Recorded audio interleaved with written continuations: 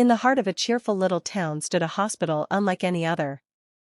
Its walls were painted in pastel shades of sunshine yellow and sky blue, and every room smelled faintly of fresh flowers.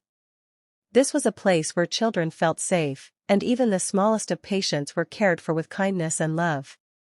One bright morning, a fluffy blue bunny named Bibo was brought in.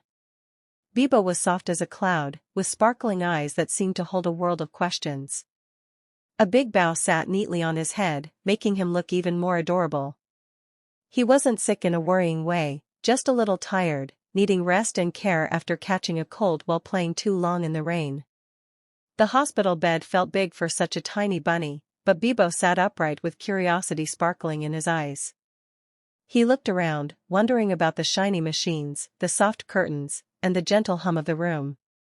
His little nose twitched as though every corner held a secret story. By his side stood Nurse Gia, a tall and gentle giraffe with kind brown eyes. She wore a crisp white uniform with a little nurse's cap that bobbed slightly when she moved. Though her long neck towered above, her heart bent down to meet the needs of the smallest creatures. She didn't hold needles or tools in her hands, just warmth and patience. She leaned close to Bibo and said softly, "You're safe here, little one. We'll make sure you're back to hopping around in no time." Before Bibo could respond, a tiny voice piped up from the floor.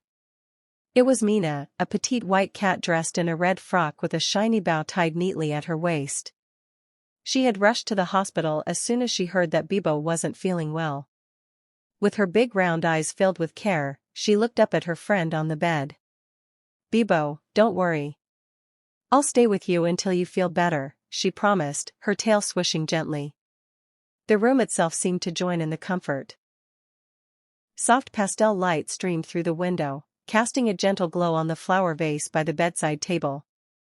The flowers danced slightly whenever the breeze whispered in. The whole space felt more like a cozy bedroom than a hospital, filled with warmth and friendship. As the day passed, Nurse Gia told them cheerful stories about other little patients who had grown stronger and braver. Mina, in her sweet voice, hummed a lullaby while holding Bibo's paw, making him smile even though he felt weak.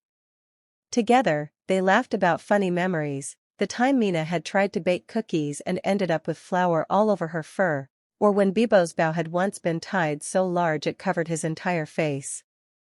Slowly, Bibo began to feel better. Not because of the medicine alone, but because he was surrounded by love. He realized that healing wasn't only about resting, it was also about being reminded that you're never alone, even in difficult times. By the next morning, Bibo hopped off the bed with renewed energy. His cold had eased, his smile had returned, and his big curious eyes sparkled.